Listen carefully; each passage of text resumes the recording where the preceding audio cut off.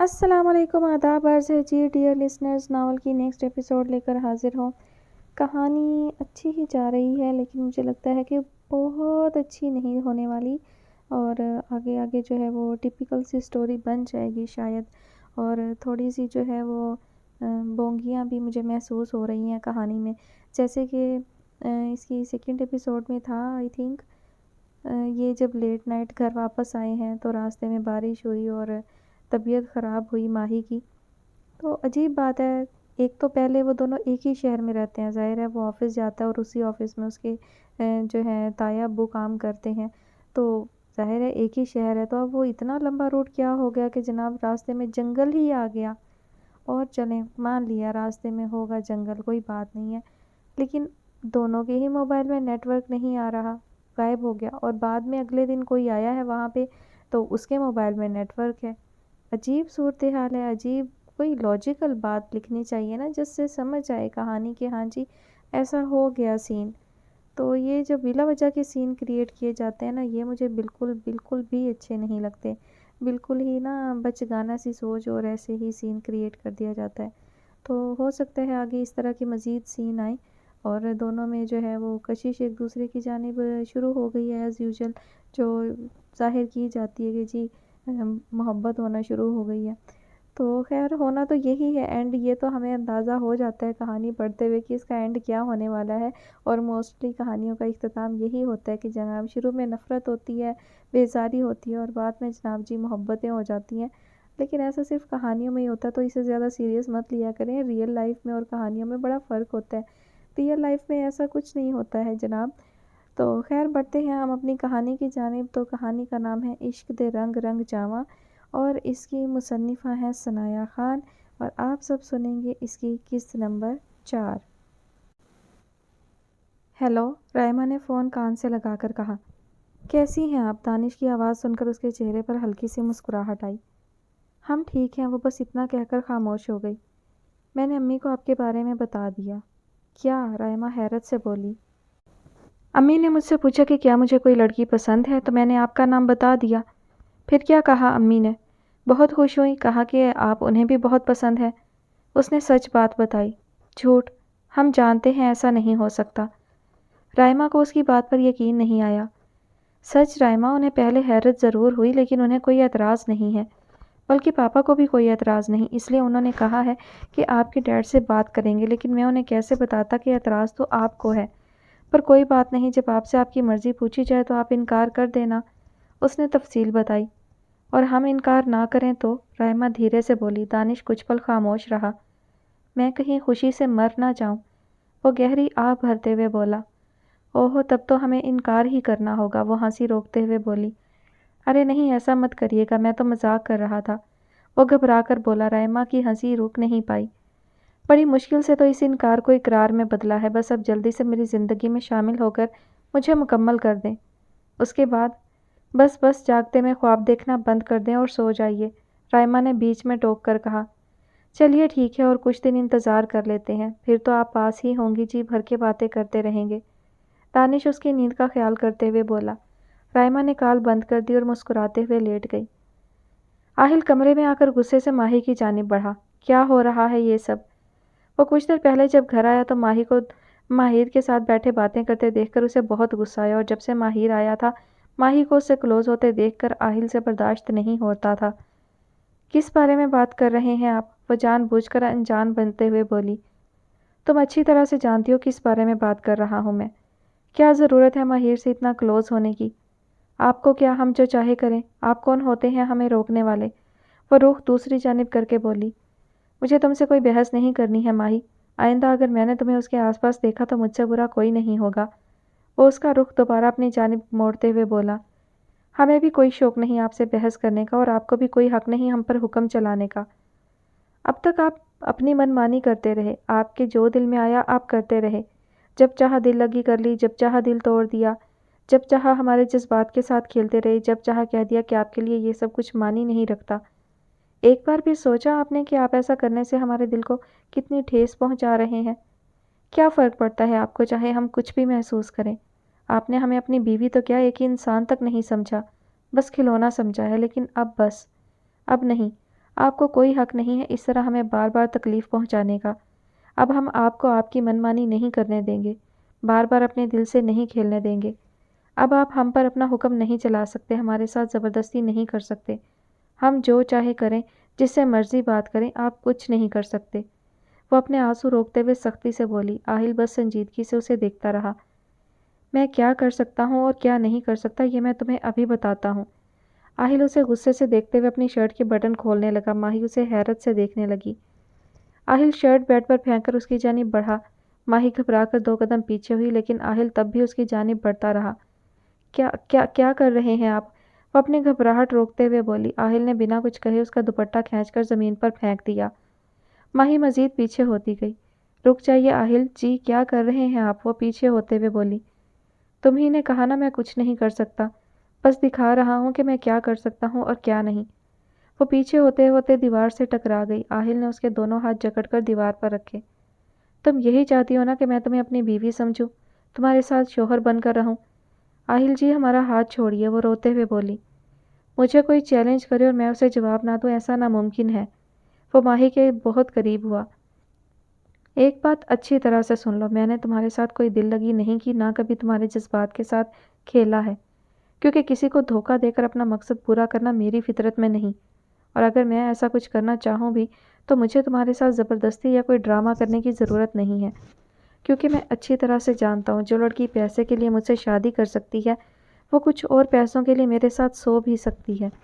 وہ نفرت سے بولا۔ ماہی نے پہلے اسے بے یقینی سے دیکھا، پھر زور لگا کر اپنا ایک ہاتھ چھڑایا اور پوری طاقت سے آہل کو تھپڑ مارا۔ آہل اس اچانک حملے پر غصے کے ساتھ ساتھ حیرت زدہ بھی رہ گیا۔ اس نے ماہی کا وہ ہاتھ جو اب تک اس کی گرفت میں تھا مروڑ کر پیچھے کیا۔ ماہی نے درد کے مارے آنکھیں بند کر لیں۔ آہل رضا ابراہیم پر کسی نے آج تک انگلی اٹھانے کی ہمت نہیں کی اور تم نے مجھ پر ہاتھ اٹھایا؟ وہ بے دردی سے اس کے ہاتھ کو تکلیف پہنچاتا رہا۔ ماہی نے جیسے آج برداشت کی حدیں پار کرنے کی ٹھانی تھی۔ جو گھٹیا بات آپ نے ابھی ابھی ہمارے لیے کہی ہے، اگر آپ سچ میں ہمیں ویسا سمجھتے ہیں تو ہمیں کوئی افسوس نہیں ہے کہ ہم نے آپ پر ہاتھ اٹھایا۔ وہ اسے غصے سے دیکھتے ہوئے بولی۔ کیا غلط کہا میں نے؟ پیسے کے لیے مجھ سے شادی کی تھی نا تم نے، میری ہر شرط ماننے کو تیار ہو گئی تھی، تو کیا غلط ہے اگر میں یہ سمجھوں کہ تم کچھ بھی کر سکتی ہو پیسے کے لیے؟ وہ اس کی آنکھوں میں دیکھتے ہوئے بولا۔ اگر ہم مجبور نہیں ہوتے تو آپ کی شرطیں کبھی نہیں مانتے۔ ہم اتنے گرے ہوئے نہیں آہل جی جتنا آپ سمجھتے ہیں۔ اس وقت ہمارے پاس کوئی اور راستہ نہیں تھا، اس لیے ہمیں آپ کی بات ماننی پڑی۔ اس نے کہتے کہتے آنکھیں بند کر لی۔ آہل نے اس کا ہاتھ چھوڑ کر اس کا چہرہ اپنے دونوں ہاتھوں میں لیا اور بولا۔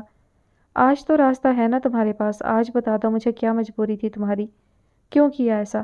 تم نہیں جانتی کتنی تکلیف ہوتی ہے مجھے یہ سوچ سوچ کر، کتنا بے سکون ہو جاتا ہوں میں، اپنے آپ سے لڑتا ہوں کہ میں غلط ہوں، میں غلط ہوں۔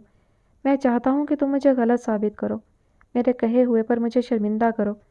مجھے بتاؤ ماہی، کیوں کیا تھا ایسا؟ کیا وجہ تھی جو تم میری ہر شرط پر راضی ہو گئی، وہ بھی صرف 25 لاکھ روپے کے لیے؟ اس کے لہجے سے اس کا دکھ صاف واضح ہو رہا تھا۔ ماہی نے اس کے دونوں ہاتھ ہٹائے اور اسے سنجیدگی سے دیکھنے لگی۔ کیونکہ وہ 25 لاکھ ہمارے لیے ہماری زندگی سے زیادہ ضروری تھے۔ جب ہمیں پتہ چلا کہ بڑے پاپا نے کچھ سال پہلے بینک سے لون لیا تھا لیکن وہ اس قرض کو نہیں چکا پائے تو بینک نے نوٹس جاری کر دیا، 25 لاکھ روپے کی رقم ادا کرنے کے لیے 1 ہفتے کی مہلت دی، ورنہ وہ ہمارا گھر ضبط کر لیتے۔ ہم اچھی طرح جانتے تھے بڑے پاپا اتنی جلدی پیسے کا انتظام نہیں کر پائیں گے، اور یہ بات جب انہیں پتہ چلے گی تو انہیں بہت صدمہ پہنچے گا۔ بھائی نے تو تبھی جاب سٹارٹ کی تھی، خود بہت پریشان تھے کسی بات پر، اس لیے ہم انہیں بھی نہیں کہہ پائے۔ وہ گھر صرف ایک مکان نہیں ہے، ہمارے بڑے پاپا کی زندگی بھر کی محنت ہے، ہماری یادوں کا بسیرا ہے۔ ہم کیسے اسے جانے دیتے، کیسے اسے بچانے کی کوشش نہیں کرتے؟ لیکن کیسے؟ ہمارے پاس کوئی راستہ بھی تو نہیں تھا۔ تب ہم آپ سے ملے، کوئی اور وقت ہوتا تو آپ کی کانٹریکٹ والی بات پر ہم آپ کو بہت سناتے، لیکن اس وقت ہمارا ذہن صرف ایک بات سوچ رہا تھا کہ کسی بھی طرح ہمارا گھر بچانے کا راستہ ہمیں مل جائے، اور سوائے آپ کی بات ماننے کے کوئی آپشن نظر نہیں آیا۔ ہم جانتے تھے کہ اس کے بعد ہماری مشکلیں کتنی بڑھ جائیں گی، جب یہ بات سامنے آئے گی تو ہمارے لیے سب کا سامنا کرنا کتنا مشکل ہو جائے گا، لیکن ہم اس وقت کچھ نہیں سوچنا چاہتے تھے۔ ہمیں اپنے امی ابو تو یاد نہیں، لیکن بڑے پاپا اور بڑی امی نے کبھی ہمیں یہ محسوس نہیں ہونے دیا کہ ہم یتیم ہیں۔ ہماری ہر خواہش پوری کی، ہمیں اپنی سگی اولاد سے بڑھ کر چاہا، اور جب ہماری باری آئی کہ ہم ان کے لیے کچھ کر سکیں تو ہم کیسے پیچھے ہٹ جاتے، اس لیے ہم نے آپ کی بات مان لی اور آپ سے پیسے لے کر بینک کا قرض ادا کر دیا، اور وکیل انکل سے کہا کہ وہ یہ بات کسی کو نہ بتائیں اور بڑے پاپا سے کہہ دیں کہ بینک نے قرض معاف کر دیا ہے۔ ہم نہیں چاہتے تھے انہیں یہ کانٹریکٹ والی بات کا پتہ چلے، ورنہ وہ معاف نہیں کرتے۔ وہ آخری بات کہہ کر منہ پر ہاتھ رکھ کر رو دی۔ تم نے یہ بات مجھے پہلے کیوں نہیں بتائی ماہی؟ آہل نے اس کا بازو پکڑ کر غصے سے پوچھا۔ ماہی نے چہرے سے ہاتھ ہٹا کر اسے دیکھا۔ کیسے بتاتے؟ کیا آپ نے کبھی جاننے کی کوشش کی؟ کیا ہم پر الزام لگاتے وقت، ہمیں بار بار ذلیل کرتے وقت آپ نے ایک بار بھی سوچا کہ شاید کوئی وجہ ہو سکتی ہے؟ اگر ہم مجبور تھے تو کیا آپ نے ہماری مجبوری کا کم فائدہ اٹھایا آہل جی؟ آپ نے بار بار اس بات کے حوالے سے ہمارے دل کو چوٹ پہنچائی، ہمیں لالچی کہا، خود غرض کہا، تانے دیتے رہے۔ شاید آپ کی جگہ کوئی بھی ہوتا تو ایسا ہی کرتا، وہی سب سوچتا، لیکن آج جو آپ نے ہمارے لیے اتنی گھٹیا بات کی ہے کہ ہم پیسے کے لیے، اس کے لیے ہم آپ کو کبھی معاف نہیں کریں گے، کبھی معاف نہیں کریں گے ہم آپ کو۔ اس سے پہلے کہ آہل کوئی جواب دیتا، وہ اپنا بازو آزاد کروا کر دونوں ہاتھوں سے اپنا چہرہ صاف کر کے کمرے کے باہر نکل کر پول سائڈ کی جانب چلی آئی۔ ماہی سٹول پر کھڑی کچن شیلف سے کچھ نکالنے کی کوشش کر رہی تھی۔ باہر جاتے ہوئے آہل کی نظر اس پر پڑی تو وہ اس جانب آیا کہ کہیں وہ گر نہ جائے۔ وہ اسے کچھ کہتا اس سے پہلے ہی سٹول ڈگمگایا اور ماہی کا بیلنس بگڑا، لیکن گرنے سے پہلے ہی آہل نے اسے سنبھال لیا۔ اس نے آنکھیں سختی سے بند کر لیں۔ آہل اس کے خوف زدہ چہرے اور سختی سے بند کی ہوئی آنکھوں کو دیکھنے لگا۔ ماہی نے دھیرے سے آنکھیں کھولی۔ آہل کو دیکھتے ہی خوف کی جگہ اداسی اور ناراضگی نے لے لی۔ وہ اس کی گرفت سے نکل کر دوبارہ سٹول پر چڑھنے لگی، لیکن چڑھنے سے پہلے ہی لڑکھڑا گئی اور دوبارہ اس کے اوپر آ گری۔ آہل! تنوی اسے پکارتی ہوئی اندر آئی، لیکن وہاں کا منظر دیکھ کر اس کے باقی الفاظ اندر ہی رہ گئے، اور چہرے پر ہنسی کی جگہ حیرت اور غصے۔ ماہی آہل کے بے حد قریب تھی اور اس کا ہاتھ آہل کے شانے پر تھا۔ وہ تو آہل کو سرپرائز دینے آئی تھی اور اب خود سرپرائز ہو کر کھڑی تھی۔ تنوی! آہل نے اسے دیکھ کر زیر لب کہا۔ تنوی اسے ناگواری سے دیکھ کر واپس جانے کے لیے پلٹ گئی۔ تنوی میری بات سنو۔ آہل ماہی کا ہاتھ اپنے شانے سے ہٹا کر اس کے پیچھے گیا۔ ماہی اسے جاتے دیکھ کر آنکھیں بند کی اپنے آنسو روکنے لگی۔ تنوی رک جاؤ۔ لان تک پہنچ کر آہل اس کے سامنے آ گیا۔ مجھے جانے دو آہل پلیز، وہ اس کی جانب دیکھے بغیر بولی۔ دیکھو تنوی میری بات سنو۔ کیا سنو آہل؟ اپنی آنکھوں سے سب کچھ دیکھ لیا، اب کچھ سننے کی کوئی ضرورت نہیں ہے۔ میں تمہیں یہاں سرپرائز دینے آئی تھی، تم نے تو مجھے سرپرائز کر دیا، وہ اس کی بات کاٹ کر بولی۔ Tanvi please let me explain, وہ زچ ہو کر بولا۔ کیا ایکسپلینیشن دو گے آہل؟ اپنی آنکھوں سے تمہیں اس کے اتنے قریب دیکھا ہے میں نے، اتنی بے وقوف نہیں ہوں کہ اتنی بات بھی نہ سمجھ سکوں جو تم اسے ایکسپلین کرنا چاہتے ہو۔ یو ہرٹ می اے لاٹ۔ میں نے تو سوچا تھا تم کمزور نہیں ہو، تم ایسا کچھ نہیں کرو گے، لیکن میں غلط تھی، تم بھی اور مردوں جیسے ہو۔ ایک خوبصورت لڑکی کے آگے تمہاری ساری انا، سیلف ریسپیکٹ، سب کچھ کمزور پڑ گئی، یہاں تک کہ تم اپنا پرامس تک بھول گئے آہل۔ کچھ نہیں بھولا ہوں میں اور نہ ہی کمزور پڑا ہوں، جیسا تم سوچ رہی ہو میرے بارے میں ویسا کچھ نہیں ہے، اور میں اپنی زبان سے پلٹنے والوں میں سے نہیں ہوں، اس لیے مجھ پر الزام لگانا بند کرو۔ وہ اس کی بات کاٹ کر غصے سے کہتا اندر چلا گیا اور تنوی اسے جاتے دیکھ کر باہر کی جانب بڑھ گئی۔ ایک بات پوچھوں آپ سے؟ ماہی ڈائننگ ٹیبل پر اکیلی بیٹھی تھی، سب ناشتہ کر کے جا چکے تھے تب ماہر وہاں آیا اور اسے خاموش دیکھ کر بولا۔ جی کہیے، ماہی نے سوالیہ نظروں سے پوچھا۔ نہیں جانے دیں، مجھے پتا ہے آپ نہیں بتائیں گی، وہ ماہی کے سامنے والی چیئر پر بیٹھتے ہوئے بولا۔ آپ ایسا کیوں کہہ رہے ہیں؟ پوچھئے نا، ماہی حیرت سے بولی۔ آپ اتنی اپسیٹ کیوں ہیں؟ کچھ ہوا ہے کیا؟ نہیں تو، ہم کہاں اپسیٹ ہیں، ہم تو بالکل ٹھیک ہیں، وہ مسکرا کر بولی۔ مجھے معلوم تھا آپ نہیں بتائیں گی، وہ نظر پھیر کر روٹھتے ہوئے بولا۔ سچ میں ایسی کوئی بات نہیں ہے، ماہی اس کی حرکت پر مسکرائی۔ آپ کے اور آہل کے بیچ کوئی ٹینشن چل رہی ہے کیا؟ ماہر نے اسے جانچتی نگاہوں سے دیکھتے ہوئے کہا۔ اس نے سر نفی میں ہلا دیا۔ آئی نو، وائفز تھوڑی شرمیلی ہوتی ہیں، لیکن اتنی کہ اپنے ہسبینڈ سے بات بھی نہ کرے، آئی ڈونٹ تھنک سو۔ ضرور کوئی بات ہے۔ بالکل، ہمیں بھی یہی لگتا ہے۔ رائما وہاں آئی تو اس کی بات سن کر بولی۔ ہے نا سویٹ ڈش، سنا آپ نے آپی کو بھی یہی؟ اب دو لوگ تو غلط نہیں ہو سکتے نا؟ رائما ماہی کے پاس والی کرسی پر بیٹھ گئی۔ ہاں ماہی، اگر آپ کو کوئی ٹینشن ہے تو آپ ہم سے شیئر کریں، ہم جانتے ہیں آپ اس لیے ہم سے ہچکچاتی ہیں کیونکہ ہم آہل کی بہن ہیں، لیکن ہم آپ کی بھی تو بہن ہیں نا، تو کیا آپ اپنی بہن سے اپنی باتیں شیئر نہیں کریں گی؟ وہ اسے سمجھاتے ہوئے بولی۔ آپی وہ کچھ کہتی اس کے پہلے ماہر بول پڑا۔ کہیں ایسا تو نہیں آہل اپنی دوست تنوی سے زیادہ کلوز ہے، اس لیے آپ جیلس فیل کر رہی ہیں؟ ہم کسی سے نہیں جلتے، وہ فوراً بولی۔ ماہر کے چہرے پر گہری مسکراہٹ آئی۔ تو یہ پرابلم ہے، آپ کو آہل اور تنوی کی دوستی پسند نہیں ہے شاید، وہ اس کے انداز سے ہی سمجھ گیا۔ ہاں وہ لڑکی تو ہمیں بھی کچھ خاص پسند نہیں ہے، رائما سوچتے ہوئے بولی۔ اگر آپ کو سچ میں اس بات سے پرابلم ہے تو ایسے اپسیٹ رہنے کی بجائے کچھ کرنا چاہیے، ہے نا سویٹ ڈش؟ وہ ماہی سے کہہ کر رائما کی جانب دیکھتے ہوئے بولا۔ ہاں بالکل، ہم خود آہل سے بات کرتے ہیں۔ نہیں آپی پلیز، ماہی فوراً بول پڑی۔ بات کرنے سے کچھ نہیں ہوگا، دس از ایکشن ٹائم، وہ سوچتے ہوئے بولا۔ کیا مطلب؟ ماہی نے حیرت سے پوچھا۔ مطلب یہ کہ آپ بات کریں گی تو وہ ماہی بھابھی سے الٹا جھگڑنے لگیں گے۔ ہمیں کچھ ایسا کرنا چاہیے جس سے وہ خود اس تنوی سے دور رہیں اور ماہی بھابھی کو اٹینشن دیں، وہ رائما کی جانب دیکھتے ہوئے بولا۔ لیکن یہ کیسے ہوگا؟ رائما نے پہلے ماہی کو دیکھا اور پھر پوچھنے لگی۔ جیسے کہ آپ جیلس فیل کر رہی ہیں ویسے آہل کو بھی چلائیں، مطلب آپ بھی اس کے سامنے کسی ہینڈسم ڈیشنگ لڑکے کی تعریفیں کیجیے، بے وجہ ہنسیں، خوش رہیے، اسے سوچنے پر مجبور کر دیجیے کہ آخر آپ کی لائف میں چل کیا رہا ہے۔ وہ سب کچھ چھوڑ کر بس آپ کے بارے میں سوچنے پر مجبور ہو جائے گا۔ کیسا لگا میرا پلان؟ وہ بات ختم کر کے دونوں کو باری باری دیکھ کر بولا۔ ماہی اور رائما نے ایک دوسرے کو دیکھا۔ ایک دم فلمی، ماہی نے منہ بنا کر کہا۔ یہ کیا بات ہوئی بھلا؟ کسی کی تعریف کرو، خوش رہو، جیلس فیل کرواؤ، ہمیں نہیں لگتا اس بات سے کوئی فرق پڑے گا انہیں۔ رائما نے بھی اس کا ساتھ دیا۔ میری بھولی بھالی لیڈیز آپ دونوں نہیں جانتی، بٹ ایز اے مین مجھے بہت اچھی طرح سے پتہ ہے کہ یہ پلان بیسٹ ہے، وہ دونوں کو سمجھاتے ہوئے بولا۔ ماہر جی ہم ایسا کچھ نہیں کرنا چاہتے آپ، وہ آہل کو سیڑھیاں اترتے دیکھ خاموش ہو گئی۔ اس کی نظروں کے تعاقب میں دونوں نے بھی آہل کو ہی دیکھا۔ آہل کم ہم لوگ تمہاری ہی بات کر رہے تھے، وہ اسے دیکھ کر مسکرا کر بولا۔ رائما اور ماہی نے ایک ساتھ اسے گھور کر دیکھا تو اس نے زبان دانتوں تلے دبائی۔ آئی مین یہی کہ تم کتنے بیزی رہتے ہو، ہمیشہ کام کرتے ہو، کبھی کوئی فن نہ مستی۔ اس نے بات کو دوسرا رخ دیا۔ دونوں نے سکون کا سانس لیا۔ میرے پاس فضول کاموں کے لیے وقت نہیں ہے، وہ چیئر کھینچ کر بیٹھتے ہوئے بے نیازی سے بولا۔ یار کبھی فضول کام بھی کر کے دیکھو، ان کا بھی اپنا ہی مزہ ہے۔ ایم آئی رائٹ سینیوریٹا؟ اس نے ماہی سے تائید چاہی۔ ماہی نے سر اس بات میں ہلا دیا۔ آہل نے دیکھا نہیں لیکن اس کی مسکراہٹ محسوس کی۔ ویسے تم نے بتایا نہیں تم یہاں کس کام کے لیے آئے ہو؟ آہل نے گلاس میں جوس ڈالتے ہوئے کہا۔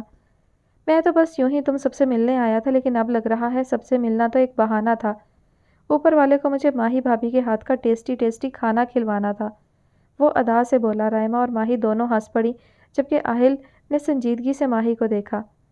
تو اب تک تو کافی ٹائپ کا کھانا کھا لیا ہوگا تم نے، وہ ناشتہ شروع کرتے ہوئے بولا۔ بالکل، آئی کانٹ ایکسپلین، ایسا کھانا میں نے اپنی لائف میں کبھی نہیں کھایا۔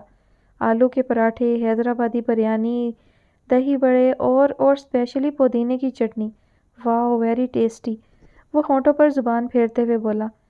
ویسے کب جانے والے ہو واپس؟ وہ بنا تاثر دیے بولا، لیکن انداز ایسا تھا کہ رائما نے بمشکل اپنی ہنسی روکی۔ ابھی تو بالکل نہیں، میں سوچ رہا ہوں یہیں پر کوئی ماہی بھابھی جیسی لڑکی ڈھونڈ لوں اپنے لیے، وہ ماہی کی جانب دیکھ کر بولا۔ کسی کے جیسی ہی کیوں، الگ کیوں نہیں؟ آہل نے ماہر کو بنا دیکھے کہا۔ کسی کے جیسی نہیں، بالکل ماہی بھابھی جیسی، بیکاز ماہی بھابھی از آسم، نمبر 1 از کوکنگ، نمبر 1 لکنگ، نمبر 1 لونگ، کیئرنگ، بیوٹیفل، اسمارٹ، وہ کیا کہتے ہیں، وہ انگلیوں پر اس کی خوبیاں گنواتے ہوئے بولا۔ یو آر ایبسولوٹلی رائٹ ماہر، رائما نے اپنی ہنسی چھپاتے ہوئے کہا۔ ہے نا سویٹش؟ دیکھا آہل، وہ رائما کی تائید پا کر خوش ہوا۔ لیکن اگر تم ڈھونڈو تو اس سے بھی بیٹر مل جائے گی، وہ آپ کے ماہر کو دیکھتے ہوئے بولا۔ نو نو نو، اگر اس سے زیادہ ہوئی تو ایٹیٹیوڈ بھی دکھائے گی نا، پھر کیا فائدہ؟ ماہی بھابھی کو دیکھو کتنی سافٹ ہارٹ ہے، پرفیکٹ ان ایوری وے، وہ ماہی کی جانب دیکھ کر مسکرا کر بولا۔ بدلے میں وہ ہلکا سا ہنسی۔ آئی ایم گیٹنگ لیٹ، وہ اٹھ کھڑا ہوا۔ تم جا رہے ہو آہل؟ یو نو واٹ، ابھی ماہی بھابھی مونگ دال کے پکوڑے وتھ پودینہ کی چٹنی بنانے والی ہے، بہت مزہ آئے گا۔ ماہر نے اسے جلانے کی ایک اور چال چلی۔ واٹ ایور، وہ بے نیازی سے بولا اور جانے لگا۔ تو سینیوریٹا آج ہم تینوں کوئی اچھی سی مووی دیکھتے ہوئے انجوائے کرتے ہیں، وہ جان بوجھ کر زور سے بولا۔ آہل جاتے جاتے رکا۔ ماہر پلٹ کر اسے آواز دی۔ یس آہل، وہ وہیں سے رخ موڑ کر بولا۔ تم میرے ساتھ چلو، مجھے تم سے کچھ کام ہے، وہ ماہی کو دیکھ کر پھر اسے دیکھنے لگا۔ مجھ سے؟ ماہر نے بے یقینی سے کہا۔ ہاں چلو، وہ کہہ کر باہر نکل گیا۔ رائما نے کب کی روکی ہوئی ہنسی کو اڑا دیا اور ہنس ہنس کے سرخ ہو گئی۔ دیکھا کیسے جل جل کر ٹوسٹ ہو رہا ہے، میں نے آپ سے کہا تھا نا۔ آئی نو، کوئی بندہ بھی کسی دوسرے کے منہ سے اپنی والی کی تعریف نہیں سن سکتا، وہ خود کو سراہتے ہوئے سٹائل سے بولا۔ اپنی والی؟ ماہی نے حیرت اور ناگواری سے کہا۔ گھر والی، وہ اصلاح کرتے ہوئے بولا۔ اچھا اب میں جاتا ہوں ورنہ وہ واپس آئے گا اور مجھے کھینچ کر لے جائے گا۔ سی یو۔ وہ جلدی سے اٹھ کر باہر نکلا۔ ماہی رائما کو حیرت اور خوشی سے دیکھنے لگی۔ آہل کمرے میں آیا تو ماہی اسے دیکھ کر وہاں سے جانے لگی۔ ماہی، آہل کی آواز دینے پر وہ رک گئی لیکن پلٹی نہیں۔ ہمیں آپ سے کوئی بات نہیں کرنی آہل جی، وہ کہہ کر جانے لگی تو آہل نے اس کی کلائی پکڑ لی اور کھینچ کر اپنے قریب کیا۔ میں نے تم سے کہا تھا نا تمہارا ماہر سے بات کرنا پسند نہیں مجھے۔ اس کے لہجے میں سختی نہیں بلکہ سنجیدگی تھی۔ ماہی نے کوئی جواب نہیں دیا، بس نظریں جھکائے کھڑی رہی۔ کچھ پوچھ رہا ہوں میں، وہ اسے غور سے دیکھتے ہوئے بولا۔ ہمیں کوئی فرق نہیں پڑتا کہ آپ کو کیا پسند ہے اور کیا نہیں، اور ہم نے تو کبھی آپ کو نہیں روکا کسی سے بات کرنے سے۔ وہ اس کی جانب دیکھ کر بولی۔ تنوی کی بات کر رہی ہو تم؟ وہ اس کی بات کا مفہوم سمجھ کر بولا۔ ہم کسی کی بات نہیں کر رہے، چھوڑیے، وہ اپنا ہاتھ چھڑواتے ہوئے بولی۔ تنوی میری دوست ہے، وہ گرفت مزید سخت کرتے ہوئے بولا۔ ماہر جی بھی ہمارے دوست ہیں، اس نے بھی جواب دیا۔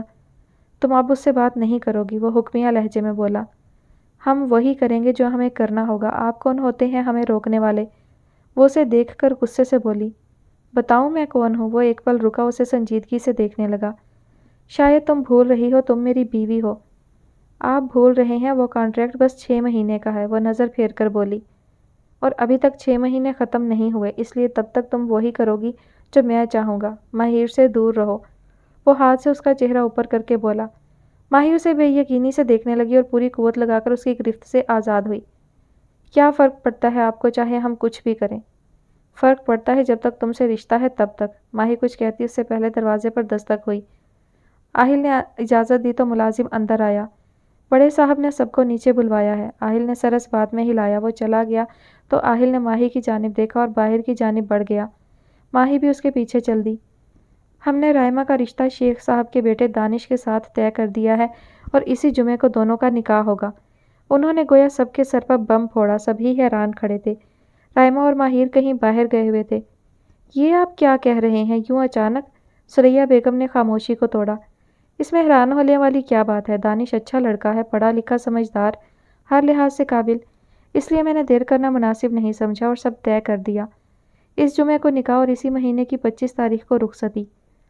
تمہاری سب باتیں ٹھیک ہے حارث، لیکن یوں اچانک کسی سے صلاح مشورہ نہ صحیح، لیکن کم سے کم ایک بار رائما سے تو بات کر لیتے کہ وہ کیا چاہتی ہے۔ وہ کیوں انکار کرے گی اماں؟ اتنا اچھا رشتہ ہے اس کے لیے، ہم کیا اس کا برا چاہیں گے؟ میرا وہ مطلب نہیں ہے، مگر یہ نکاح نہیں ہوگا، نہ جمعے کو نہ کبھی۔ آہل نے ان کی بات کاٹ کر کہا اور جانے کے لیے پلٹ گیا۔ سبھی اسے حیرانی سے دیکھنے لگے۔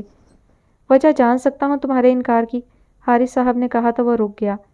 مجھے کسی کو کوئی وجہ نہیں بتانی، بس یہ رشتہ نہیں ہوگا، وہ بنا مڑے بولا اور آگے بڑھ گیا۔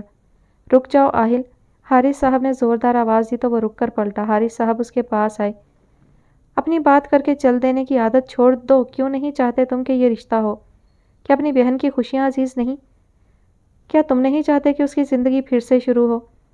مجھے آپ کو کوئی صفائی نہیں دینی، آپ وجہ جاننا چاہتے ہیں تو بس اتنا سن لیجئے کہ جس لڑکے سے آپ چاہیں گے اس سے تو آپ ہی کی شادی ہرگز نہیں ہوگی، چاہے پھر کسی سے ہو یا نہ ہو۔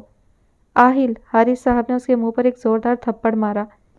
سبھی اپنی جگہ دہل کر رہ گئے۔ ماہی نے بھی اپنا دل تھام لیا۔ ثریا بیگم جلدی سے وہاں آئی۔ کاش کہ یہ تھپڑ تمہیں بہت پہلے مار دیا ہوتا تو آج تم ہم سے اس طرح بات کرنے کی ہمت نہیں کرتے۔ وہ غصے سے سرخ ہوتے چہرے کے ساتھ بولے۔ آہل نے ہلکا سا قہقہا لگایا۔ افسوس کہ آپ کے پاس اتنا وقت نہیں تھا کہ آپ مجھے تھپڑ بھی مار سکتے۔ آہل بیٹا، ثریا بیگم نے اسے روکنے کی کوشش کی۔ یہ شادی نہیں ہوگی مام، میری بہن کی زندگی ایک بار پھر ان کے فیصلے پر قربان نہیں ہوگی۔ وہ ثریا بیگم کی جانب دیکھ کر بولا۔ یہ شادی ہوگی اور نکاح جمعے کو ہی ہوگا اور اسی لڑکے سے ہوگا جسے میں چاہوں گا۔ وہ اس کی بات نظر انداز کرتے ہوئے بولے۔ اگر ایسا ہوا تو میں اسے اس دن چاند سے مار دوں گا۔ وہ آگ اگلتی آنکھوں کے ساتھ بولا اور بجلی کی تیزی سے سیڑھیاں چڑھ گیا۔ آہل میری بات سنو بیٹا، ثریا بیگم اسے روکتی رہ گئی۔ نکاح کی تیاریاں شروع کرو، میں بھی دیکھتا ہوں کہ یہ شادی کیسے نہیں ہوتی۔ حارث صاحب اپنی بات کہہ کر باہر نکل گئے۔ کیا اللہ، یہ سب کیا ہو رہا ہے؟ دادی نے پریشانی سے کہا۔ ماہی ان کے پاس آ کر بیٹھ گئی اور ان کا ہاتھ تھام کر تسلی دی۔ اسے کچھ سمجھ نہیں آ رہا تھا۔ وہ جہاں دانش کا نام سن کر خوش ہوئی تھی، اس کی ساری خوشی حیرت اور پریشانی میں بدل چکی تھی۔ بیٹا تم جا کر آہل کو دیکھو، ثریا بیگم نے کہا تو وہ اس بات میں سر ہلا کر وہاں سے آ گئی اور کمرے میں آئی۔ दरवाज़ा खोलकर अंदर दाखिल हुई तो सारा कमरा बिखरा हुआ था। ज़मीन पर सारा सामान टूटा पड़ा था, सारे कुशन्स इधर उधर बिखरे थे। उसके अंदर कदम रखते ही उसने देखा आहिल ने टेबल लैंप उठाकर जोर से दीवार पर दे मारा। उसका दिल दहल कर रह गया। वह संभल संभल कर कदम रखती अंदर आई। आहिल जी, ये आप क्या कर रहे हैं? रुक जाइए। आहिल दीवार पर लगी पेंटिंग निकालकर फेंकने लगा तो माही ने उसका हाथ पकड़ लिया। Just leave me. उसने माही का हाथ जोर से झटक कर पूरी ताकत से पेंटिंग जमीन पर दे मारी। माही ने मुंह पर हाथ रख लिया और खौफजदा नजरों से उसे देखने लगी। आहिल ने ड्रेसिंग टेबल पर रखा सारा सामान एक हाथ मारकर जमीन पर फेंक दिया और पूरी ताकत से ड्रेसिंग टेबल के आईने पर हाथ मारा, जिससे आईने में लाखों दरारें पड़ गईं। आहिल जी, माही घबरा कर आगे बढ़ी और उसका हाथ अपने हाथ में लिया। उसका हाथ बुरी तरह जख्मी हो गया था। ये क्या किया आपने? वो घबरा कर बोली। Just leave me alone. वो अपना हाथ खींचकर बेरुखी से बोला। बिल्कुल नहीं, हम आपको ऐसे अकेले छोड़कर बिल्कुल नहीं जाएंगे। देखिए कितना खून बह रहा है, दिखाइए हमें। वो दोबारा उसका हाथ थामते हुए आहिल ने इस बार कुछ नहीं कहा, बस दूसरी जानिब देखते हुए गहराई से सोचने लगा। माही ने अपने दुपट्टे से धीरे धीरे खून साफ किया और जल्दी से फर्स्ट एड बॉक्स लाकर उस पर पट्टी बांधी। आहिल बस खामोश खड़ा रहा। वो उसे संजीदगी से देखने लगी और उसका जख्मी हाथ अपने दोनों हाथों में लिया। आपको अपने डैड से इस तरह बात नहीं करनी चाहिए थी आहिल जी, वो धीरे से बोली। आहिल ने गहरी सांस खारिज की। आखिर क्यों आप उनसे इतने नाराज़ हैं कि उनकी बात मानना तो दूर, सुनना तक नहीं चाहते? उनसे इस लहजे में बात करते हैं जैसे कोई बेटा नहीं करता। वो एक पल को रुकी। हम नहीं मानते कि आपकी नाराज़गी की वजह यह है कि उन्होंने आप ही के लिए एक गलत लड़का चुना था, क्योंकि ये बात आप भी समझते हैं कि उन्होंने जानबूझकर ऐसा नहीं किया होगा। आपकी नाराज़गी की वजह कुछ और है जो बहुत बड़ी है। वो बिना उसकी जानिब देखे पुरसोच लहजे में बोली। आहिल हैरत से उसे देखने लगा। क्या बात है वो जिस वजह से आप उनसे इतने बदजन हैं कि उनकी कोई बात नहीं मानना चाहते? इसलिए उनके कहने पर हमसे शादी करने की बजाय आपने कॉन्ट्रैक्ट मैरिज करना सही समझा, क्योंकि हमें उन्होंने चुना था। कोई बहुत बड़ी वजह ही है जो आप अपने नाम के आगे उनका नाम तक नहीं लगाते। क्यों आहिल? वो उसकी जानिब देख कर बोली। आहिल ने उसे गुस्से से देखा और उसका हाथ जोर से झटक दिया। मैं तुम्हारे किसी भी सवाल का जवाब देना ज़रूरी नहीं समझता, और ना ही मुझे पसंद है कि कोई मेरी पर्सनल लाइफ में इंटरफेयर करे। समझी तुम? अपने काम से काम रखो और जब तक यहाँ हो अपना मुंह बंद करके रहो, वरना मुझसे बुरा कोई नहीं होगा। वो सख्ती से बोला और कमरे से बाहर निकल गया। माही उसे हैरत से जाते हुए देखती रही। जो भी हो वजह हो आहिल, हम पता लगा कर रहेंगे, क्योंकि इस बार सवाल आप ही की ज़िंदगी का भी है। आहिल आहिल ऑफिस में बैठा था, आंखें बंद किए कुछ सोच रहा था। तन्वी अंदर आई और आहिल के कंधे पर हाथ रखते हुए उसे मुखातिब किया। आहिल सीधा होकर बैठ गया लेकिन बोला कुछ नहीं। आई नो तुम बहुत परेशान हो, बट तुम्हें इस तरह गुस्से में आकर कोई भी फैसला नहीं लेना चाहिए आहिल। आहिल ने ही उसे सारी बात बताई थी और अब वो उससे मिलने आई थी। ये सवाल तुम्हारी बहन की लाइफ का है, इसलिए ज़्यादा इम्पोर्टेंट ये है कि वो क्या चाहती हैं। आहिल ने उसकी जानिब देखा। तुम्हें पहले उनसे बात करनी चाहिए आहिल। आहिल ने सरस बात में हिला दिया। एंड डोंट वरी, सब ठीक हो जाएगा, ओके? आई थिंक मुझे यहाँ से चले जाना चाहिए। माहिर की बात पर माही ने उसे हैरत से देखा। वो दोनों अभी अभी राइमा के कमरे से बाहर आए थे, इस वक्त ड्राइंग रूम में बैठे थे। घर में इतना टेंशन का माहौल चल रहा है, मेरा यहाँ रुकना सही नहीं है, वो उसकी नज़रों का मफहूम समझ कर बोला। टेंशन के वक्त जाने की बात नहीं करते, बल्कि उस टेंशन को दूर करने की कोशिश करते हैं माहिर जी। लेकिन मैं क्या कर सकता हूँ माही भाभी? आहिल और मामा जी के बीच में तो कोई भी नहीं बोल सकता, तो मैं कैसे? उसने बात अधूरी छोड़ दी। माही खामोश रही। बोल नहीं सकते, लेकिन आप हमारी मदद तो कर सकते हैं ना? कैसी मदद? माहिर ने हैरत से पूछा। माहिर जी, हमें लगता है कि आहिल जी किसी वजह से डैड से नाराज़ हैं, लेकिन हम नहीं जानते कि वो वजह क्या है। क्या आप जानते हैं? वो कुछ पल रुक कर बोली। मुझे तो ऐसी कोई बात नहीं मालूम, क्योंकि हम लोगों का यहाँ आना जाना बहुत कम रहा है, और माम से जो सुना उससे तो ऐसा नहीं लगता कि मामा जी ने कुछ गलत किया होगा। माहिर जी, क्या आप हमारी मदद करेंगे सच मालूम करने में? बिल्कुल। एक बात और है, वो ध्यान आने पर बोला। क्या? मामी जी आहिल की रियल मदर नहीं है, उसने धीरे से कहा। माही हैरत और बेयकीनी से उसे देखने लगी। मामा जी ने सेकंड मैरिज की, क्योंकि आहिल की माम की एक एक्सीडेंट में डेथ हो गई थी। उसने अपनी बात पूरी की। क्या हुआ था उन्हें? वो तो मुझे नहीं पता, लेकिन काफ़ी वक्त पहले माम से सुना था कि जब आहिल की माम की डेथ हुई और आप ही और आहिल अकेले हो गए, तब मामा जी सेकंड मैरिज कर ली। लेकिन मामी जी ने कभी कोई मिसबिहेव नहीं किया। वो तो इन दोनों को बहुत प्यार करती हैं, और आहिल भी। माहिर ने उसे तफसील से कहा। ہماری تو کچھ سمجھ نہیں آ رہی کہ اصل بات کیا ہے۔ اگر آہل جی کو ڈیڈ کی یہ بات پسند نہیں ہوتی تو وہ مام سے ناراض ہوتے، لیکن ایسا نہیں ہے، بلکہ وہ تو ان سے بہت پیار کرتے ہیں، اور پھر انہی کے لیے تو یہ شادی کی تھی ڈیڈ نے، تو وہ کیوں ناراض ہوں گے بھلا اس بات پر؟ وہ سوچتے ہوئے بولی، نو آئیڈیا، کیوں نہ ہم لوگ آپ ہی سے پوچھ لیں، انہیں تو سب پتہ ہی ہوگا۔ پتہ تو ہوگا، لیکن ہم انہیں اس وقت کچھ نہیں پوچھ سکتے، جو کچھ ہو رہا ہے اس کے بعد وہ خود بہت ٹینس ہے، ایسے میں ہم ان سے سوال جواب کر کے انہیں مزید پریشان نہیں کر سکتے۔ You are right, but don't worry, سب ٹھیک ہو جائے گا۔ مہیر نے اسے تسلی دی تو اس نے اس بات میں سر ہلا دیا۔ میں نہیں چاہتا کہ آپ کی شادی اس لڑکے سے ہو۔ آہل کافی دیر سے خاموش بیٹھا تھا۔ رائما کے پاس اسے بات کرنے آیا تھا، لیکن سمجھ نہیں پا رہا تھا کہ بات کہاں سے شروع کرے۔ آخر کو ہمت کر کے بول پڑا۔ اس کی بات پر رائما نے اسے سنجیدگی سے دیکھا۔ یہ بات صرف ہم جانتے ہیں آہل، وجہ صرف اتنی ہے کہ یہ ڈیڈ کا فیصلہ ہے۔ وہ بنا اس کی جانب دیکھے سنجیدگی سے بولی، کب تک یہ سب چلے گا آہل؟ کب تک اس طرح اپنی نفرت کا اظہار کرتے رہیں گے آپ؟ کب تک ایسے ہر وہ چیز کریں گے جو ڈیڈ نہیں چاہتے؟ اب کہ وہ اس کی جانب دیکھ کر بولی، ہمیشہ، آہل نے سنجیدگی سے کہا۔ لیکن کیوں؟ آپ یہ ضد چھوڑ کیوں نہیں دیتے آہل؟ آپ کو کیا لگتا ہے آپ ایسا کر کے صرف ڈیڈ کو پریشان کرتے ہیں؟ نہیں آہل، بلکہ اس کا اثر سب پر پڑتا ہے، اسپیشلی مام۔ وہ ہر بات کے لیے خود کو ذمہ دار سمجھتی ہیں۔ دیکھا ہے ہم نے انہیں، صبح سے روئے جا رہی ہیں وہ، اور دادی، ان کی صحت پر کیا اثر پڑے گا اس سب کا؟ سب کی کیا غلطی ہے آہل؟ اس میں کب تک یہ سب ہوتا رہے گا؟ پچھلی باتوں کو بھول کیوں نہیں جاتے آپ؟ وہ بھیگی آواز میں بولی، نہیں بھول سکتا میں۔ وہ اس کی جانب دیکھ کر سنجیدگی سے بولا، بھول سکتے ہیں اگر آپ چاہیں تو۔ کچھ حاصل نہیں ہوگا آہل، بس بگڑتا جائے گا سب کچھ۔ پلیز بھول جاؤ وہ سب۔ کیا آپ بھول سکتی ہیں؟ آہل نے اس سے سوال کیا۔ وہ بس اسے دیکھتی رہی، پھر نظریں پھیر لیں۔ نہیں بھول سکتی آپ، میں جانتا ہوں، لیکن آپ کا دل بہت بڑا ہے۔ آپ سب کچھ چھپا سکتی ہیں، برداشت کر سکتی ہیں، کسی کو بھی آسانی سے معاف کر سکتی ہیں، لیکن میں نہیں کر سکتا یہ۔ رائما خاموش رہی۔ آہل کچھ دیر رک کر بولا، کیا آپ کو لگتا ہے ڈیڈ کا یہ فیصلہ صحیح ہے؟ غلط بھی تو نہیں ہے آہل؟ غلط ہے آپ ہی، ایسے کیسے وہ آ کر کہہ سکتے ہیں کہ نکاح طے کر دیا؟ ایک بار آپ سے پوچھا تک نہیں انہوں نے، جبکہ پہلے بھی ایک بار ان کی وجہ سے آپ کی زندگی برباد ہو چکی ہے۔ آپ نے اتنی پرابلمز فیس کی، لیکن انہیں کوئی احساس نہیں۔ ان کی یہی لاپرواہی میری نفرت کی وجہ ہے۔ اس نے ایک گہری سانس لی۔ پھر بھی کسی بھی نفرت، کسی بھی غصے سے بڑھ کر میرے لیے آپ ہیں، اور جو آپ کے لیے صحیح ہوگا وہی ہوگا۔ وہ کچھ دیر رکا، پھر اس کی جانب دیکھ کر بولا، کیا آپ یہ نکاح کرنا چاہتی ہیں؟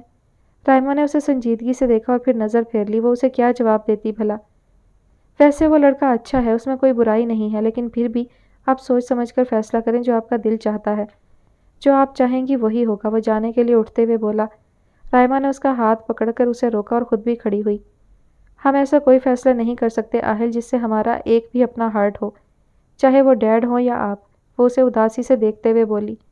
آہل نے اس کے آنسو صاف کیے، اور میری انا، میری نفرت، سب کچھ وہاں آ کر ختم ہو جاتی ہے جہاں سے آپ کی خوشیاں شروع ہوں۔ آہل نے اسے دیکھتے ہوئے کہا اور اس کا سر اپنے سینے سے لگا لیا۔ نکاح کا دن قریب آ گیا تھا۔ آہل بہت کم ہی گھر پر ہوتا تھا، اس کا زیادہ تر وقت باہر گزرتا تھا۔ دیر رات کو وہ گھر واپس آیا تو ثریا بیگم اس کا انتظار کر رہی تھی۔ رائما سے بات کی میں نے، وہ راضی ہے بیٹا، اسے اس رشتے سے کوئی اعتراض نہیں ہے۔ اب تم بھی مان جاؤ پلیز۔ وہ اس کے پاس صوفے پر بیٹھتے ہوئے بولی۔ آہل نے جیسے سنا ہی نہ ہو، کب تک میری غلطی کی سزا خود کو دیتے رہو گے تم؟ کیا میں نہیں جانتی کہ تم اندر سے کتنے ٹوٹ چکے ہو؟ کاش کہ میرے بس میں ہوتا کہ میں سب کچھ بدل دوں، میری وجہ سے جو کچھ۔ وہ روتے ہوئے کہنے لگیں تو آہل نے ان کی بات کاٹ دی۔ مام پلیز، آپ کی وجہ سے کچھ نہیں ہوا ہے، خود کو ہر بات کے لیے بلیم کرنا بند کر دیں۔ نہیں، میں جانتی ہوں اس سب کی ذمہ دار میں ہی ہوں۔ میں نے تم سے تمہارا بچپن چھین لیا، تمہاری مسکراہٹ، تمہارا سکون، سب کچھ میری وجہ سے ہی۔ میں ماں کہلانے لائق نہیں ہوں۔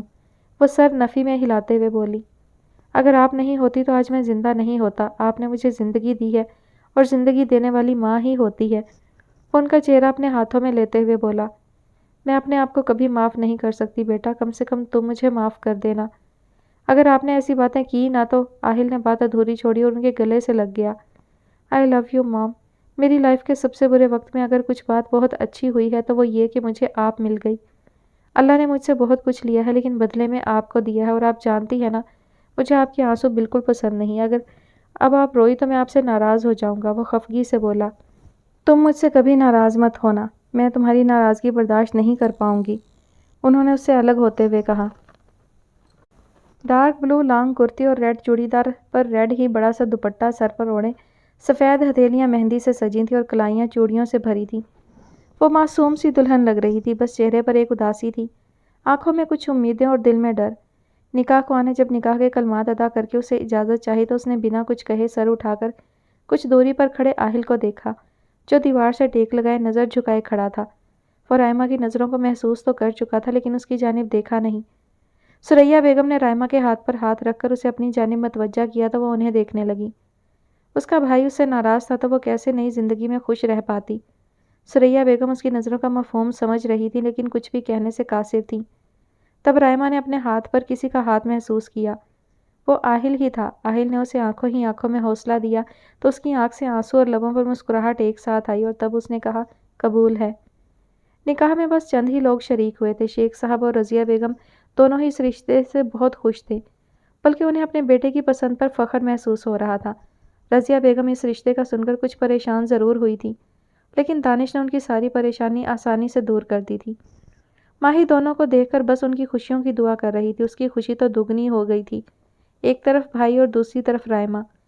نکاح کے بعد دانش کی خوشی کی کوئی انتہا نہیں تھی، اس نے تو جیسے چاند کو چھو لیا تھا۔ ایک مستقل مسکراہٹ اس کے چہرے کو مزید پرکشش بنا رہی تھی۔ نکاح کے بعد بڑی شدت سے اس کا دل چاہ رہا تھا کہ وہ جانے سے پہلے ایک بار رائمہ سے ملاقات کرے، اور اس نے اس بات کے لیے ماہی سے کہا تھا۔ سب مہمان جا چکے تھے اور رائمہ کمرے میں اکیلی تھی۔ وہ اپنی کلائی سے چوڑیاں نکال رہی تھی جب دانش بنا دستک دیے سیدھے اندر داخل ہوا۔ رائمہ کو محسوس نہیں ہوا۔ دانش دونوں ہاتھ باندھے دیوار سے ٹیک لگائے اسے دیکھنے لگا۔ رائمہ نے ساری چوڑیاں نکال کر ایک طرف رکھ دی اور اٹھ کر چینجنگ روم کی طرف جانے لگی۔ تب دانش کو اچانک سے سامنے دیکھ کر وہ بری طرح گھبرا گئی۔ اس کے منہ سے چیخ نکلتی اس سے پہلے دانش نے آگے بڑھ کر اس کے منہ پر ہاتھ رکھ دیا۔ ایسا مت کریں ورنہ اپنے ہی نکاح والے دن میری پٹائی ہو جائے گی۔ کیا آپ کو اچھا لگے گا اپنے نئے نئے شوہر کو پٹوا کر؟ وہ اس کی خوفزدہ آنکھوں میں دیکھتے ہوئے بولا، پھر اس کے لبوں سے ہاتھ ہٹایا۔ رائمہ نے گہری سانس لی۔ آپ یہاں کب آئے اور کسی نے دیکھ لیا تو؟ پلیز آپ یہاں سے چلے جائیں، وہ گھبرائی ہوئی بولی۔ چلا جاؤں گا، پہلے اچھی طرح سے دیکھنے تو دیجیے، میری بیوی بننے کے بعد کیسی لگتی ہیں آپ؟ وہ اس کا چہرہ اوپر کرتے ہوئے بولا۔ رائمہ کی نظریں شرم سے جھک گئیں۔ ایسا لگتا ہے جیسے میرا خواب چاند کی صورت میں میرے سامنے کھڑا ہے۔ دانش نے اس کا ہاتھ اپنے ہاتھ میں لیا اور اس کے چہرے کو دیکھتے ہوئے رائمہ نے بجلی کی تیزی سے اپنا ہاتھ کھینچ لیا۔ آپ کو یہاں سے چلے جانا چاہیے، کسی نے دیکھ لیا تو ہمیں بہت برا لگے گا، وہ پریشانی سے بولی۔ ٹھیک ہے، لیکن جانے سے پہلے ایک بار آپ کو گلے تو لگا سکتا ہوں نا، اتنی تو اجازت ہے نا مجھے؟ رائمہ اس کے انداز پر کچھ کہہ نہیں پائی، بس اسے دیکھنے لگی۔ دانش نے آگے بڑھ کر اسے گلے لگایا۔ رائمہ نے آنکھیں بند کر کے اس کی دھڑکن کو محسوس کیا۔ آپ خوش تو ہیں نا؟ اس نے دھیرے سے پوچھا۔ رائمہ نے کوئی جواب نہیں دیا۔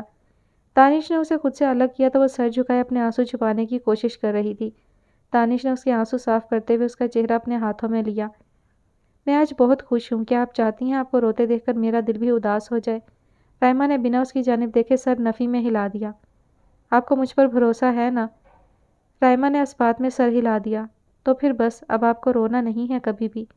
اب آپ کی زندگی میں بس خوشیوں کی جگہ باقی ہے، اور اگر میں کبھی کوئی غلطی کر کے آپ کو تکلیف پہنچاؤں تو میں آج خود آپ کو اجازت دے رہا ہوں کہ آپ میری اچھی طرح سے خبر لیجئے گا۔ اس کی بات پر رائمہ روتے روتے ہنس پڑی۔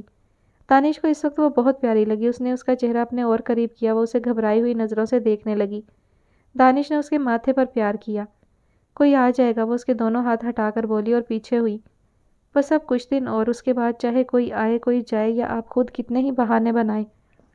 وہ آہ بھرتے ہوئے بولا۔ رائمہ مسکراتے ہوئے نظر جھکا گئی۔ چلیں، اس سے پہلے کہ آپ شرم سے گلاب بن جائیں اور میں بے قابو ہو جاؤں، مجھے یہاں سے چلے جانا چاہیے۔ وہ اسے شوق نظروں سے دیکھتے ہوئے بولا۔ میری بیوی کا خیال رکھیے گا جب تک وہ میرے پاس نہیں آ جاتی۔ چاہیے، وہ التجائیہ نظروں سے بولی۔ دانش اس کی گھبراہٹ پر ہلکا سا ہنسا اور بنا مڑے پیچھے چلتا ہوا دروازے تک پہنچا اور پھر باہر نکل گیا۔ ماہی آہل کو ڈھونڈتے ہوئے کمرے میں آئی لیکن وہ وہاں نہیں تھا۔ وہ پول کی طرف آئی تو وہ صوفے پر بیٹھا تھا، سر دیوار سے ٹکائے، آنکھیں بند کیے۔ آہل جی، آپ اپنا فون باہر ہی بھول گئے تھے، کب سے کسی کی کال آ رہی ہے اور سب۔ وہ کہتے کہتے رک گئی کیونکہ اسے آہل کچھ پریشان سا لگا۔ آہل نے سیدھے ہو کر اس کے ہاتھ سے فون لیا۔ کیا ہوا آہل جی، آپ ٹھیک تو ہے نا؟ وہ اسے غور سے دیکھتے ہوئے بولی۔ اس نے کچھ ریئیکٹ نہیں کیا۔ ماہی اس کے پاس بیٹھ کے اس کا جائزہ لینے لگی۔ اسے سمجھ نہیں آ رہا تھا کہ کچھ کہے یا نہیں۔ آہل جی، کیا ہوا ہے آپ کو؟ کیوں پریشان ہیں آپ؟ اس نے ڈرتے ڈرتے پوچھا۔ ماہی پلیز لیو می الون، وہ نرمی سے بولا۔ آپ ہمیشہ ایسے وقت میں یہ بات کہتے ہیں جب ہم بالکل بھی آپ کو اکیلا نہیں چھوڑنا چاہتے۔ اگر آپ ہمیں وجہ نہیں بتانا چاہتے تو مت بتائیے، لیکن ہم آپ کو ایسے اداس نہیں دیکھ سکتے آہل جی۔ آہل نے اسے سنجیدگی سے دیکھا۔ اگر آپ آپی کو لے کر پریشان ہیں تو ہم آپ سے بس اتنا کہنا چاہیں گے کہ ہم اپنے بھائی کو بہت اچھی طرح جانتے ہیں، وہ آپی کو بہت خوش رکھیں گے۔ آہل نے کچھ نہیں کہا، ماہی بس اسے سنجیدگی سے دیکھتی رہی۔ کتنی ہی دیر تک وہ بہت کچھ کہنا چاہتی تھی، جاننا چاہتی تھی، لیکن کہہ نہیں پا رہی تھی، بس اسے سمجھنے کی کوشش کر رہی تھی۔ آہل ایسے تھا جیسے وہاں موجود ہی نہ ہو۔ جب میں 10 سال کا تھا تب میں نے اپنی آنکھوں کے سامنے اپنی ماں کو مرتے دیکھا۔ بہت دیر کی خاموشی کے بعد وہ بنا اس کی جانب دیکھے بولا۔ ماہی کی سنجیدگی حیرت میں بدل گئی۔ آہل نے اپنے پاس سے ایک تصویر نکال کر ماہی کی طرف بڑھائی۔ ماہی نے غور سے اس تصویر کو دیکھا۔ ہو بہو رائما جیسی شکل و صورت کی مالک وہ اس کی ماں تھی۔ کیا آسان ہے یہ بات بھول پانا، جبکہ مجھے ہر وقت ایسا محسوس ہوتا ہے جیسے یہ بس ابھی کی بات ہے۔ اب بھی میرے ہاتھ خون سے رنگے ہیں۔ میری ماما میرے سامنے پڑی ہے اور اپنی ٹوٹتی ہوئی سانسوں کے ساتھ مجھے کچھ کہنے کی کوشش کر رہی ہے، لیکن میں سمجھ نہیں پا رہا۔ وہ آنکھیں بند کرتے ہوئے بولا، پھر ماہی کی جانب دیکھا۔ ماہی اسے اس طرح دیکھ کر اپنے آنسو نہیں روک پائی۔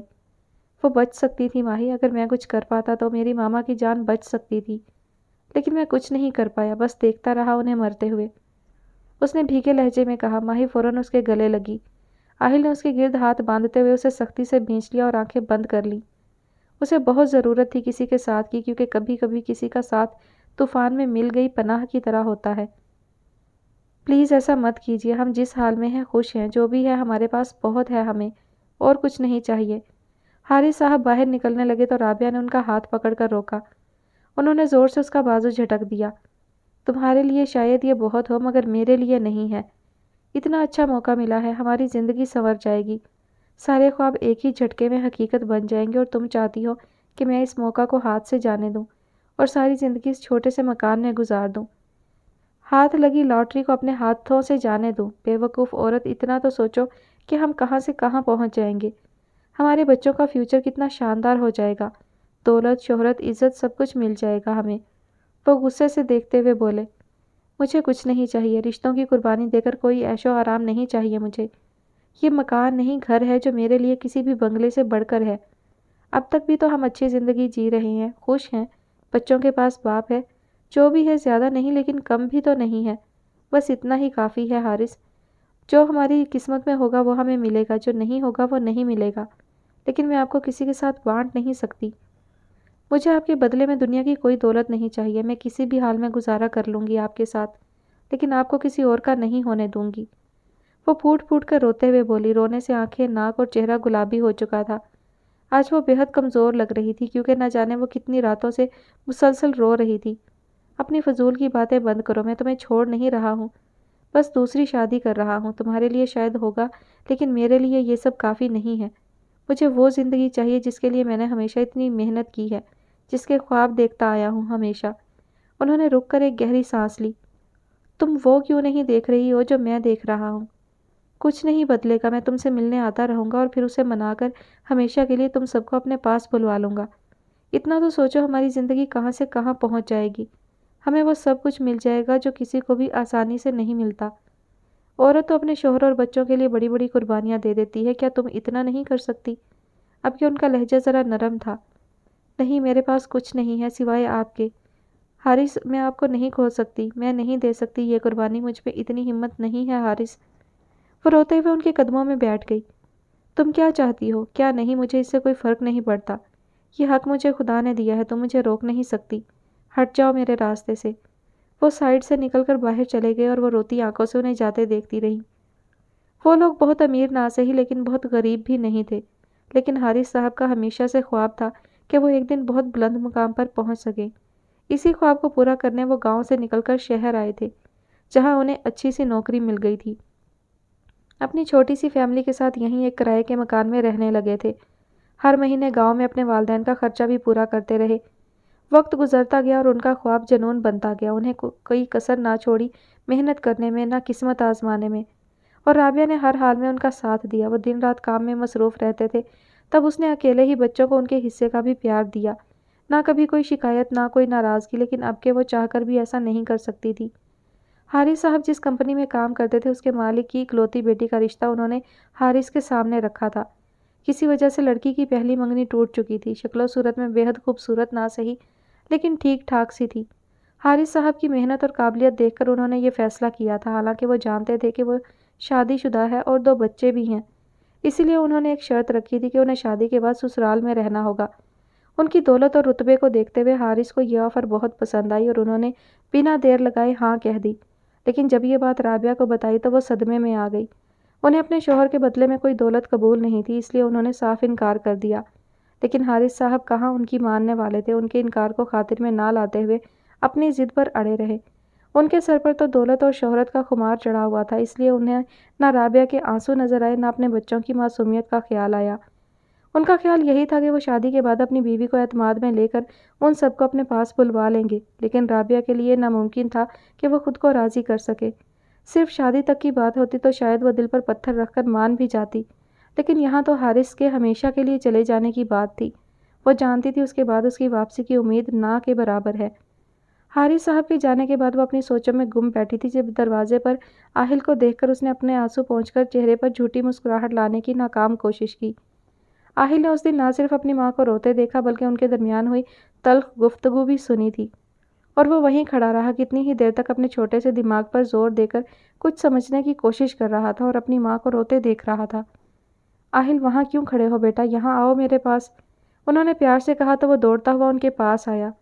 آپ کو بھوک لگی ہے، کھانا کھاؤ گے؟ انہوں نے اس کے چہرے کو اپنے ہاتھوں میں لے کر کہا تو اس نے انکار میں سر ہلا دیا۔ اچھا بہت تھک گئے ہو آج شاید، وہ اس کے تھکے تھکے چہرے کو دیکھ کر اس کے بالوں کو ہاتھ سے سنوارتے ہوئے بولی۔ آہل، رائمہ چیختی ہوئی وہاں آئی تو آہل فوراً رابعہ کے گلے لگ گیا۔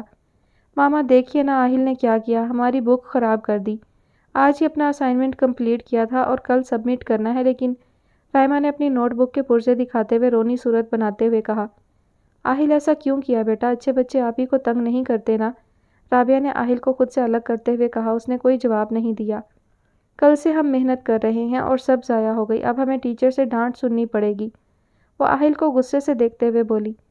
آہل ایسا نہیں کرتے، گندی بات بیٹا، چلو کان پکڑو اور آپ ہی کو سوری بولو۔ سوری، وہ دھیرے سے بولا۔ ماما جائیں، ہمیں آپ سے بات نہیں کرنی، آپ نے اسے ڈانٹا تک نہیں، آپ صرف آہل کی ماما ہیں، ہماری نہیں۔ جب دیکھو اس کی سائیڈ لیتی ہیں، ہماری تو کوئی بات نہیں مانتی آپ صرف اس سے پیار کرتی ہیں، ہم سے نہیں، وہ خفگی سے بولی۔ رابعہ نے اس کا ہاتھ پکڑ کر اپنے پاس بٹھایا۔ ادھر آؤ، ایسا نہیں کہتے بیٹا، میں آپ دونوں سے بہت پیار کرتی ہوں، آپ دونوں میرے لیے برابر ہیں، بس آہل ابھی چھوٹا ہے نا، اس لیے اسے ڈانٹنے کی بجائے پیار سے سمجھانا پڑتا ہے، اور میری بیٹی بہت سمجھدار ہے، وہ جانتی ہے یہ بات ہے نا۔ کبھی ایسا مت سوچنا کہ ماما تم سے کم پیار کرتی ہے، پہلی اولاد کے لیے ماں کے دل میں سب سے زیادہ محبت ہوتی ہے، اور میں آپ دونوں سے ہی بے انتہا محبت کرتی ہوں، میری محبت پر کبھی شک مت کرنا۔ وہ کہتے کہتے رو پڑی۔ ماما آپ رو کیوں رہی ہیں، ہم جانتے ہیں، ہم نے تو بس یوں ہی کہہ دیا تھا، سوری ماما، ہم نے آپ کو ہرٹ کیا۔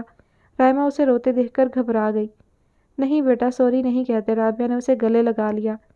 آہل آپ مجھ سے پرامس کرو بیٹا، آئندہ آپ ہی کو پریشان نہیں کرو گے، جو کسی کو پریشان کرتے ہیں وہ گندے بچے ہوتے ہیں، اللہ تعالیٰ ان سے ناراض ہو جاتے ہیں اور پھر انہیں پنش کرتے ہیں، وہ اسے سمجھاتے ہوئے بولی۔ تو وہ ڈیڈ کو پنش کیوں نہیں کرتے، وہ آنکھیں بڑی کر کے سنجیدگی سے بولا۔ رابعہ تعجب سے اسے دیکھنے لگی۔ ڈیڈ آپ کو پریشان کرتے ہیں نا، آپ کو رلاتے ہیں، تو اللہ تعالیٰ انہیں کب پنش کریں گے؟ نہیں بیٹا، ایسا نہیں کہتے، ایسا نہیں کہتے، وہ اسے قریب کر کے بولی اور اس کے بالوں پر لب رکھ دیے۔ ماما آپ اس لیے پریشان ہیں نا کیونکہ پاپا آپ سے روز روز جھگڑا کرتے ہیں، کیوں ایسا کرتے ہیں، وہ پہلے تو ایسا نہیں کرتے تھے۔ کبھی کبھی کسی بات کی کوئی وجہ نہیں ہوتی بیٹا، بس ہم سے زیادہ بہتر مل جاتا ہے تو ہماری ضرورت ختم ہو جاتی ہے، لیکن ہم ہی عادی ہو جاتے ہیں، تبھی تو کسی کے بدل جانے پر تکلیف ہوتی ہے، وہ جیسے خود سے بولی۔ رائمہ اس کی بات سمجھ نہیں پائی، لیکن یہ تو محسوس کر گئی وہ کتنی دکھی ہیں۔ آپ پریشان مت ہوئیں ماما، ہم نے اللہ سے دعا کی ہے وہ پاپا کو جلدی سمجھا دیں کہ وہ آپ سے جھگڑا نہ کریں، رائمہ نے اس کے مایوس چہرے کو دیکھتے ہوئے کہا۔ وہ اس کے چہرے پر ہاتھ پھیر کر اسے پیار سے دیکھتی رہی۔ اچھا چلو اب تم دونوں جلدی سے ہاتھ دھو کر آ جاؤ، کھانا کھا لو، آہل کو بھوک لگی ہوگی، وہ ایسے ہی سو جائے گا، چلو بیٹا، وہ اٹھ کر آہل کو دیکھتے ہوئے بولی۔ اسے اچانک سے چکر سا محسوس ہوا تو اس نے دیوار کو تھام لیا۔ ماما کیا ہوا، آپ ٹھیک تو ہے نا، رائمہ نے اسے تھامتے ہوئے کہا۔ میں بالکل ٹھیک ہوں بیٹا، نہیں ماما، آپ کی طبیعت ٹھیک نہیں ہے، آپ آرام کیجیے، ہم آہل کو کھانا کھلا دیں گے اور آپ کے لیے بھی یہیں لے آئیں گے۔ تم جانتی ہو نا بیٹا، وہ میرے بنا نہیں کھائے گا۔ ہم اسے منا لیں گے ماما، آپ آرام کریں، وہ اسے بیڈ پر بٹھاتے ہوئے بولی۔ رابعہ کو اس پر بہت پیار آیا۔ میری بیٹی اتنی بڑی ہو گئی، مجھے تو پتہ ہی نہیں چلا، وہ اسے پیار سے دیکھتے ہوئے بولی۔ رائمہ نے آہل کا ہاتھ پکڑا اور اسے لیے باہر آ گئی اور رابعہ ایک بار پھر آنے والے کل کا سوچ سوچ کر آنسو بہاتی رہی۔ نہیں، میں آپ کو نہیں جانے دوں گی، کچھ بھی ہو جائے۔ حارث اپنا سامان لیے نکلنے لگے تو رابعہ دروازے کی چوکھٹ میں کھڑی ہو گئی۔ میرے راستے سے ہٹ جاؤ رابعہ، وہ سختی سے بولے۔ آپ اپنے بچوں کو چھوڑ کر جا رہے ہیں، مجھے چھوڑ کر جا رہے ہیں۔ کیا ہوگا ہمارا آپ کے بغیر؟ پلیز رک جائیے، مت کیجیے ایسا۔ نکاح کر کے اسے یہیں لے آئیں، ہم ساتھ رہیں گے، لیکن میں آپ کو نہیں جانے دوں گی، وہ بے بسی سے روتے ہوئے بولی۔ یہ نہیں ہو سکتا، وہ نظریں پھیرتے ہوئے بولے۔ وہ جانتے تھے ان کا مالک اپنی شرط سے کبھی پیچھے نہیں ہٹے گا۔ کیوں نہیں ہو سکتا؟ اس وقت میں تمہاری کسی بھی فضول بات کا جواب دینے کے موڈ پہ نہیں ہوں، جانے دو مجھے، وہ لاپرواہی سے کہہ کر باہر جانے لگے، لیکن رابعہ بیگم نے فوراً باہر نکل کر دروازہ بند کر دیا اور باہر سے کنڈی لگا دی۔ یہ کیا پاگل پن ہے رابعہ، دروازہ کھولو، وہ دروازہ زور سے پیٹتے ہوئے بولے۔ نہیں، میں نہیں کھولوں گی، میں آپ کو جانے نہیں دوں گی، وہ روتے روتے بولی۔ بے وقوف مت بنو، دروازہ کھولو ورنہ مجھ سے برا کوئی نہیں ہوگا۔ رابعہ نے کوئی جواب نہیں دیا، وہ خود نہیں جانتی تھی وہ کیا کر رہی ہے، بس وہ مجبور تھی، بہت مجبور۔ حارث نے بار بار آواز دی لیکن اس نے دروازہ نہیں کھولا تو حارث نے پچھلی طرف کی کھڑکی سے کود کر باہر نکلے۔ رابعہ نے جب انہیں کافی دیر خاموش پایا تو دروازہ کھول کر دیکھا، لیکن کمرہ خالی تھا۔ وہ سمجھ گئی وہ کھڑکی سے نکل کر جا چکے ہیں۔ وہ روتے ہوئے فوراً باہر کی جانب بھاگی، لیکن دوسری سیڑھی پر ہی اس کا پیر بری طرح پھسل گیا اور وہ ایک کے بعد ایک سیڑھی سے گرتی ہوئی سیدھے زمین پر آ گئی جہاں آہل کھڑا تھا۔ آہل اچانک سے اسے اس طرح بری طرح دیکھ کر گھبرا گیا۔ ماما، ماما، اس کا سر لہو لہان ہو گیا تھا۔ آہل نیچے بیٹھ کر اس کا سر اپنے گود میں رکھے آوازیں دینے لگا۔ وہ سمجھ نہیں پایا کہ کیا کرے کیا نہ کرے، بس زور زور سے آوازیں دیتا رہا اور روتا رہا۔ رائمہ نے جب اس کی آوازیں سنی تو اپنی سہیلی کو رکنے کا کہہ کر اندر آئی اور اندر کا منظر دیکھ کر زور سے چیختی ہوئی بھاگی۔ ماما، یہ آپ کو کیا ہو گیا ماما، وہ اسے دیکھ کر روتے ہوئے بولی۔ رابعہ کچھ کہنے لگی لیکن کہہ نہیں پا رہی تھی۔ رائمہ نے جب باہر گاڑی سٹارٹ ہونے کی آواز سنی تو دوڑ کر باہر آئی۔ حارث گاڑی سٹارٹ کرنے کی کوشش کر رہے تھے۔ پاپا جلدی چلیں، پاپا اوپر، ماما اوپر، وہ گھبرائی ہوئی آواز میں بولی۔ تمہاری ماما کو خود گرنے کا شوق ہے، گرنے دو اسے، انہوں نے بے نیازی سے کہا۔ نہیں پاپا، ماما کو بہت چوٹ لگی ہے، بہت خون بہہ رہا ہے، انہیں ہاسپٹل لے کر چلیے پاپا۔ سب جانتا ہوں میں، یہ نیا ناٹک ہے مجھے روکنے کا، لیکن میں پھنسنے والا نہیں، چاہے جو کر لے وہ مجھے روکنے کے لیے۔ انہیں یہ سب جھوٹ لگا۔ نہیں پاپا، ماما کوئی ناٹک نہیں کر رہی، وہ سچ میں سیڑھیوں سے گر گئی ہے، انہیں چوٹ لگی ہے، پلیز پاپا جلدی چلیے نا، مر جانے دو اسے، وہ غصے سے کہہ کر گاڑی لیے آگے بڑھ گئے اور وہ پاپا پاپا کرتی رہ گئی۔ پھر وہ دوڑ کر اندر آئی، اس کی سہیلی جب تک وہیں تھی اس کے پیچھے پیچھے اندر آئی۔ رابعہ کے سر پر پیچھے چوٹ لگی تھی جو بہت گہری تھی اور لگاتار خون بہہ رہا تھا۔ وہ اپنی ٹوٹتی سانسوں کے ساتھ پانی پانی کہہ رہی تھی۔ آہل نے اس کا سر نیچے رکھا اور دوڑ کر کچن میں آیا، فریج سے پانی کی بوتل لایا اور رابعہ کو پانی پلانے کی کوشش کی لیکن اسے کچھ سجھائی نہیں دیا۔ تبھی رائمہ اندر آئی اور اپنی پاں کو پانی پلایا۔ آہل رو رو کر سرخ ہو چکا تھا، اس کے ہاتھوں اور کپڑوں پر جگہ جگہ خون لگا ہوا تھا۔ ماما، آپ کو کچھ نہیں ہوگا ماما، رائمہ روتے روتے بولی۔ اس کی سہیلی باہر نکل کر فوراً اپنے گھر کی جانب بھاگی۔ رائمہ، رابعہ بیگم نے بمشکل بولنے کی کوشش کی۔ ہاں ماما، آپ کو کچھ نہیں ہوگا ماما، میں ابھی ڈاکٹر کو فون کرتی ہوں۔ وہ دوبارہ اٹھنے لگی۔ رابعہ بیگم نے اس کا ہاتھ پکڑ لیا۔